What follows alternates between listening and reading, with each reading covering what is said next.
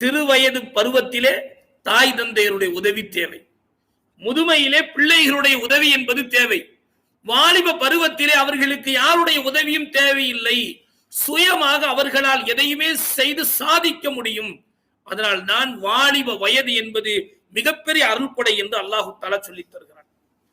கண்ணியத்திற்குரியவர்களே, அல்லாஹு தஆலா நபிமார்கள் ரசூல்மார்களை அல்லாஹு தஆலா நபியாக தேர்ந்தெடுத்தார். எந்த வயதுல? 40 வயதுல அல்லாஹ் தேர்ந்தெடுத்தார். 40 வயது என்பது முதுமை ஆரம்பமாகிறது. வாலிப வயதில் அல்லாஹு தஆலா அவர்களை ரசூலாக நபியாக தேர்ந்தெடுக்கவில்லை. என்ன காரணம் என்றால், ஒருவர் நபியாக ரசூலாக வருவதற்கு அவருடைய வாலிப வயதில் மனதை கட்டுப்படுத்தி நல்லவர்களாக வாழ்ந்து பரிசுத்தமானவர்களாக வாழ்ந்து அவர்கள் தங்களை நிலைநாட்டினால்